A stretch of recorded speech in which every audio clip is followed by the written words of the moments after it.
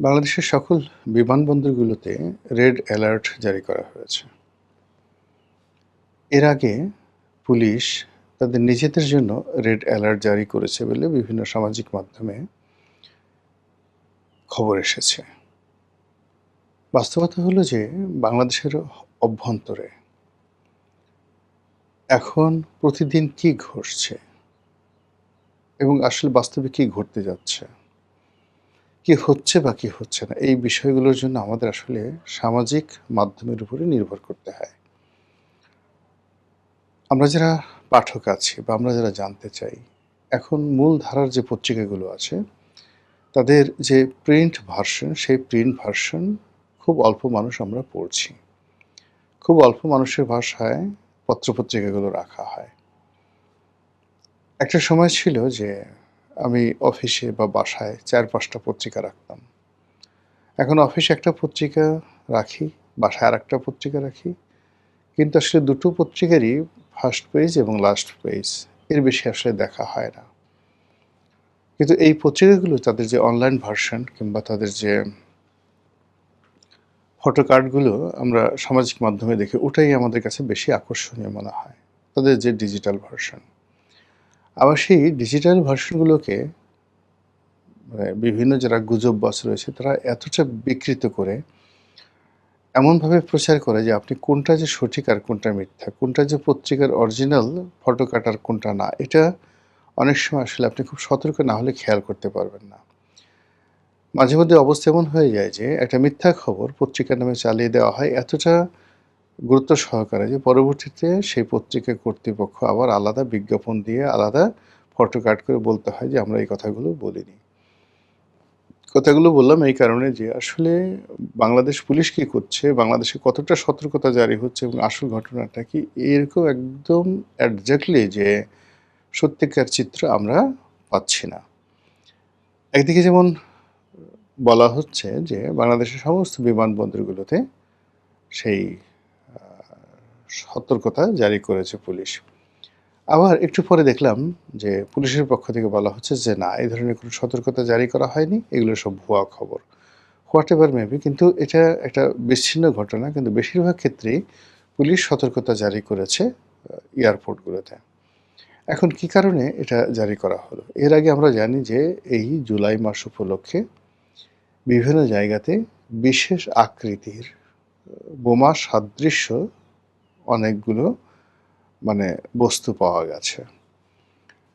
সেটা মেট্রো রেলের বিভিন্ন স্টেশনে এগুলো পাওয়া গেছে এবং এতে করে যথেষ্ট আতঙ্ক ছড়িয়ে পড়েছিল এবং আমাদের পুলিশের বা সেনাবাহিনীর যে বোমা ডিসপোজাল ইউনিট রয়েছে তারা আবার সেগুলোকে উদ্ধার করেছে এবং এগুলো সেই জনবহুল জায়গা, বিশেষ করে প্রেস ক্লাবের মতো জায়গাতে, মিরপুরের মতো জায়গাতে এগুলো রাখা হয়েছিল, অনেকটা ছাতির মতো দেখতে। এবং এটা যে কেবল বিচ্ছিন্ন ঘটনা তা নয়, দেখা গেল ওই দিন সংখ্যালঘুদের, বিশেষ করে হিন্দুদের যে অনুষ্ঠান রথযাত্রা, সেই রথযাত্রা উপলক্ষে প্রেস ক্লাবের সামনে দিয়ে যখন বিরাট মিছিল যাচ্ছিল, তখন ঠিক সেই জায়গাতে এরকম বোমা সদৃশ্য বিষয় পাওয়া গেল। দুর্ঘটনা ঘটেনি, কিন্তু দুর্ঘটনার যে আলামত আমরা দেখেছি, এতে করে সিঁদুরে মেঘ দেখে ভয় পাওয়ার মতো অবস্থা আমাদের তৈরি হয়েছে। আপনারা জানেন যে বিগত বিএনপি সরকার আমলে সারা বাংলাদেশের যে জজ কোর্টগুলো রয়েছে সেখানে একযোগে সেই বোমা হামলা হয়েছিল এবং ওই সময়ের যে জঙ্গিবাদ, শায়ক আব্দুর রহমান, বাংলা ভাই, তাদের নেতৃত্বে যে জঙ্গিবাদ শুরু হয়েছিল, সেই জঙ্গিবাদ কিন্তু এখন পর্যন্ত থেমে নেই। শেখ হাসিনার জামানাতে এই জঙ্গিবাদকে নিয়ে একদিকে ব্যবসা হয়েছে, অন্যদিকে সরকারকে জিম্মি করেছে, অন্যদিকে জনগণকে জিম্মি করা হয়েছে, আবার অন্যদিকে সরকার এবং রাষ্ট্র তারা ইচ্ছাকৃতভাবে হোক কিংবা নাটক তৈরি করার জন্য হোক, এই জঙ্গিবাদ নিয়ে বহু নিরীহ মানুষের জীবন তছনছ করে দিয়েছে। এটা হলো বাস্তবতা। অনেকে বলেন যে এই কাজ করার ফলে পুলিশের যে কতগুলো দুর্নীতিবাজ কর্মকর্তা, তারা যথেষ্ট টাকা পয়সা উপার্জন করেছে। অনেকে বলেন যে এই জঙ্গিকে ট্রাম্প কার্ড হিসেবে ব্যবহার করে শেখ হাসিনা সরকার পশ্চিমা দুনিয়ার কাছে নিজেদের যে গ্রহণযোগ্যতা বা তারা ছাড়া যে এই রাষ্ট্র, এই সরকার চলবে না, এরকম একটা অবস্থা তারা প্রমাণ করার চেষ্টা করেছে। তো সেই যে কাজগুলো করেছে, এটা যে একেবারে সর্বাংশে মিথ্যা তা নয়। জেলখানাতে বহু সংখ্যক উগ্রপন্থী লোকজন ছিলেন এবং বাংলাদেশে হলি আর্টিজানের মতো দুর্ঘটনা ঘটেছে, মারাত্মক দুর্ঘটনা ঘটেছে। এই দেশে এখন পশ্চিমারা বলছে, পাকিস্তানি বলছে, ইসরায়েল বলছে যে এখানে আইএসের ট্রেনিং সেন্টার আছে। এখানে হরকাতুল জিহাদ থেকে শুরু করে পাকিস্তানের তেহরিকি যে তালেবানে অফ পাকিস্তান টিটিপি, তো সেই সংগঠনের ট্রেনিং সেন্টার এখানে আছে। আমাদের পার্বত্য অঞ্চল থেকে শুরু করে বিভিন্ন যমুনার যে দুর্গম চর অঞ্চলে এরকম অসংখ্য জঙ্গি ট্রেনিং সেন্টারের সন্ধান পাওয়া যায় এবং মাঝে মধ্যে বেশ কিছু সংখ্যক তরুণদেরকে গ্রেপ্তার করা হয়। তাদের আচার আচরণ, চাল চলন, মানে এগুলো দেখলে রীতিমতো তাদের পিতামাতা যারা আছে তারাও ভয় পাবে। ফলে এই যে এই মুহূর্তে সরকার যে দুর্বল একটি অবস্থানে রয়েছে, এতে কোনো সন্দেহ নেই। নাজুক অবস্থায় আছে দেশের আইনশৃঙ্খলা পরিস্থিতি। কোনো বাহিনীগুলো ঠিক ওইভাবে মাথা উঁচু করে এখনো পর্যন্ত দাঁড়াতে পারেনি। এমনকি সেনাবাহিনী সম্পর্কে মানুষের যে যাকে বলে ভয় ছিল, আতঙ্ক ছিল, এই গত ২ বছর ধরে জুলাই বিপ্লবের কারণে সেনাবাহিনী নিয়েও কিন্তু এখন অনেকে তুচ্ছ-তাচ্ছিল্যমূলক কথাবার্তা বলে থাকেন। যে সেনাবাহিনীর প্রধানকে নিয়ে মানুষ কথা বলা তো দূরের কথা, সেনাবাহিনীর একজন মেজরকে দেখলে মানুষ থরথর করে কাঁপতো। এখন কে মেজর, কে মেজর জেনারেল, কে ব্রিগেডিয়ার জেনারেল, কে লেফটেন্যান্ট জেনারেল আর কে ফুল জেনারেল মানে সেনাপ্রধান, ওগুলো গণনা করার সময় যারা সমালোচনা করছে তাদের কাছে নেই। তারা মুখে যা আসে সেভাবে গালাগাল করছে। আইজিকে যেভাবে গালাগাল করছে, এসপিকে একই ভাষায় গালাগাল করছে এবং শুধু দূর থেকে গালাগাল না, একেবারে সামনাসামনি গালাগালি করছে। তারা রাষ্ট্রপতিকে ভুয়া ভুয়া হিসেবে গালাগাল করছে। বঙ্গভবনের অনুষ্ঠানে গিয়ে তারা রীতিমতো সিন ক্রিয়েট করছে। তো এইরকম একটি নাজুক অবস্থাতে যদি যারা সুযোগ সন্ধানী, যারা মন্দ কাজ করে, তারা যদি টার্গেট করে আসলে কোনো কিছু করে, ওটা সামাল দেওয়ার মতো পরিবেশ পরিস্থিতি এই মুহূর্তে প্রশাসনের আছে বলে অনেকেই মনে করেন না। তো এনিওয়ে, যেটি হলো যে এই মুহূর্তে কেন হঠাৎ করে সতর্কতা জারি করা হলো? এখানে জঙ্গি হামলা হতে পারে। দ্বিতীয়ত এখানে আওয়ামী লীগ এই কাজগুলো করতে পারে। ডিসেম্বরে শেখ হাসিনার বাংলাদেশে ফিরে আসাকে কেন্দ্র করে আওয়ামী লীগের মধ্যে একটা তোড়জোড় শুরু হয়ে গেছে এবং সেই তোড়জোড়ের প্রেক্ষিতে ঘোলা পানি তৈরি করার জন্য, সরকারকে বিব্রত করার জন্য, মানুষের মনে আতঙ্ক তৈরি করার জন্য, এটা আওয়ামী লীগও করতে পারে, কোনো জঙ্গি সংগঠন করতে পারে, বিদেশি কোনো গোয়েন্দা সংস্থা করতে পারে। তো এই বিষয়ে যে সরকারের যে সতর্কতা বা পুলিশের যে সতর্কতা বা রাষ্ট্রের যে সতর্কতা, এটা কেবলই মাত্র যে সতর্কতা রয়েছে বা সতর্কতা জারি করা হয়েছে এর মধ্যে সীমাবদ্ধ রাখা উচিত না। দেয়ার মাইট হ্যাপেন ম্যানি থিংস। এই গেল একটা বিষয়। এখানে আরেকটি বিষয়, সেটা হলো পাকিস্তানের যিনি রাষ্ট্রদূত বাংলাদেশে সাম্প্রতিক সময়ে বেশ আলোচিত। গত ২ বছর ধরে বাংলাদেশের রাজনীতিতে পাকিস্তান বেশ অপরিহার্য হয়ে পড়েছে। তাদের সঙ্গে রাষ্ট্রীয় পর্যায়ে ভালো সম্পর্ক, পাকিস্তান ভ্রমণ, পাকিস্তানের সঙ্গে আমাদের শিক্ষা ব্যবস্থার জয়েন্ট কোলাবোরেশন, পাকিস্তানের বিশ্ববিদ্যালয়গুলোতে আমাদের ছেলেরা মেয়েরা যাতে পড়তে চায়, তারপরে পাকিস্তান থেকে আমরা যেন বিমান কিনতে পারি, অস্ত্র গোলাবারুদ কিনতে পারি, তাদের সাথে আমাদের কূটনৈতিক সম্পর্কটা যেন কন্টেম্পোরারি ভারতকে প্রেশার সৃষ্টি করার জন্য একটা কাঙ্ক্ষিত জায়গাতে আমরা নিয়ে যেতে পারি। এই জন্য ইউনূস জামানা থেকেই আসলে চেষ্টা করা হচ্ছে, চীনের সঙ্গে চেষ্টা করা হচ্ছে, পাকিস্তানের সাথে চেষ্টা করা হচ্ছে। এখানে চীন এবং পাকিস্তানের মধ্যে ডিফারেন্স হলো, চীনের সঙ্গে আমাদের বাণিজ্যিক সম্পর্ক হতে পারে, কিন্তু পাকিস্তানের সঙ্গে আমাদের, যেহেতু পাকিস্তান বাংলাদেশ একত্রে ছিল, সেখানে মহান মুক্তিযুদ্ধের মাধ্যমে তাদের সঙ্গে আমাদের একটা আলাদা যাকে বলা হয় সম্পর্ক তৈরি হয়েছে, ঘৃণার সম্পর্ক, অপছন্দের সম্পর্ক, শত্রুতার সম্পর্ক। আবার একই সঙ্গে বাংলাদেশের সেই মুক্তিযুদ্ধের সময়কালীন থেকে আজ অবধি কোটি কোটি লোক রয়েছে পাকিস্তানপন্থী। পাকিস্তানের প্রবল বিরোধিতাকারী গ্রুপ যেভাবে রয়েছে, পাকিস্তানপন্থী লোকজনের কিন্তু বাংলাদেশে অভাব নাই।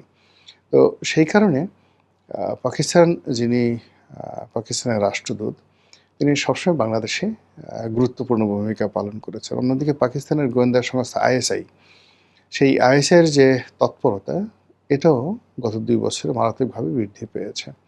তো সেই দিক থেকে পাকিস্তানের বর্তমান যিনি রাষ্ট্রদূত রয়েছেন, তিনি অনেকের কাছে পরিচিত, মার্কিন রাষ্ট্রদূতের মতোই পরিচিত। ইদানিংকালে তার যে ঘোরাফেরা, চালচলন, কথাবার্তা সবকিছুই অন্য যেকোনো সময়ের চেয়ে গুরুত্ব বহন করে। তো সেই রাষ্ট্রদূত অলনে ছাড়েন, হাসপাতালে ভর্তি হয়েছেন তার স্ত্রীসহ, এবং বলা হচ্ছে তার বাসায় শর্ট সার্কিটে অগ্নিকাণ্ডের মতো ঘটনা ঘটেছে, এবং এতটা অগ্নিকাণ্ড, সেই অগ্নিকাণ্ডে সেখানে ধোঁয়া তৈরি হয়েছে, জিনিসপত্র পুড়ে গেছে, এবং রাষ্ট্রদূত এবং তার স্ত্রী এতটা আহত হয়েছেন, অসুস্থ হয়ে পড়েছেন যে তাদেরকে দেশের একটি বেসরকারি হাসপাতালে, সেই হাসপাতালে তাদেরকে আইসিইউতে বা সিসিইউতে, একজনকে আইসিইউতে আর একজনকে সিসিইউতে রাখা হয়েছে। তাদের সর্বশেষ, আজকের এই ভিডিওটা যখন আমি করছি, তাদের সর্বশেষ শারীরিক অবস্থা কিন্তু আমরা জানি না। এখন এই যে রাষ্ট্রদূতের অসুস্থ হওয়া, এটি নিয়ে কিন্তু নানা রকম কথাবার্তা হচ্ছে। যারা সন্দেহ করছে যে না, পাকিস্তান একটি জঙ্গি রাষ্ট্র, একটি তালেবানি রাষ্ট্র, এবং সেখানে প্রচুর সন্ত্রাসী কর্মকাণ্ড হয়। তারা বিশ্বের বিভিন্ন দেশে রাষ্ট্রীয় মদতে তারা সন্ত্রাস করে। ভারতের যে মুম্বাই ট্র্যাজেডি, হোটেল তাজে আক্রমণ, এর বাইরে আরও কাশ্মীর থেকে শুরু করে অন্যান্য শহরে বোমা হামলা চালানো, এই কাজগুলো পাকিস্তান রাষ্ট্র তারা তাদের যে গোয়েন্দা সংস্থা, সেই গোয়েন্দা সংস্থার মাধ্যমে ইনসার্জেন্সি চালিয়েছে। কাজেই বাংলাদেশে যদি এই ধরনের কোনো ঘটনা পাকিস্তানি রাষ্ট্রদূতের বাসা ব্যবহার করে, কিংবা পাকিস্তানের যে রাষ্ট্রীয় বাহিনীগুলো রয়েছে, সেই বাহিনীগুলোর যে কর্মক্ষমতা, তাদের যে কার্যক্রম, যেগুলো সাধারণত তারা ভারতে চালায়, সেই কাজগুলো তারা বাংলাদেশে চালাতে পারে, এবং এই কাজগুলো করতে গিয়ে, পরীক্ষা নিরীক্ষা করতে গিয়ে রাষ্ট্রদূতের বাসা তো একটা ইমিউনিটি থাকে। তো সেই বাসায় এরকম কিছু হলো কিনা, এটি নিয়ে কিন্তু মানুষের সন্দেহ বেড়ে যাচ্ছে। অনেকে আবার এই কথাও বলার চেষ্টা করছে যে রাষ্ট্রদূতের ব্যক্তিগত যে সম্পর্ক, নারী ঘটিত কোনো সম্পর্ক, তরুণীর সাথে, কোনো বাংলাদেশি তরুণীর সাথে যে সম্পর্ক, এটি নিয়ে তার স্ত্রীর সঙ্গে পারিবারিক কলহের মধ্যে এই ঘটনাগুলো ঘটতে পারে। আপনারা জানেন যে বাংলাদেশে অনেক রাষ্ট্রদূত আছেন। সেই রাষ্ট্রদূতরা এদেশের অনেক রমণীর সঙ্গে ব্যক্তিগত সম্পর্ক গড়ে তোলেন। আপনারা সেই সৌদি রাষ্ট্রদূতের সঙ্গে একজন মডেলের সম্পর্ক, এর আগে অস্ট্রেলিয়ার যিনি রাষ্ট্রদূত ছিলেন, তিনি বাংলাদেশে একজন অত্যন্ত পরিচিত রাজনীতিবিদ, শীর্ষস্থানীয় ব্যবসায়ী, তার স্ত্রীর সঙ্গে তার অবৈধ প্রণয়, এবং সেই ভদ্রলোকের স্ত্রী বেশ পরিচিত মুখ বাংলাদেশে, তিনিও মিডিয়া ব্যক্তিত্ব। তাকে ঘর থেকে বের করে নিয়ে দীর্ঘদিন সেই অস্ট্রেলীয় রাষ্ট্রদূত সেই মহিলার সঙ্গে লিভ টুগেদার করেছেন। এটা বাংলাদেশের ওপেন সিক্রেট। অনেক রাষ্ট্রদূতকে টার্গেট করে বাংলাদেশের মেয়েরা বেশ ভালো সম্পর্ক করে। আবার রাষ্ট্রদূতও বাংলাদেশের মেয়েদের সাথে সম্পর্ক করার জন্য এখানে অনেক ঘটনা কূটনৈতিক পাড়ায় রীতিমতো ঘটে যাচ্ছে।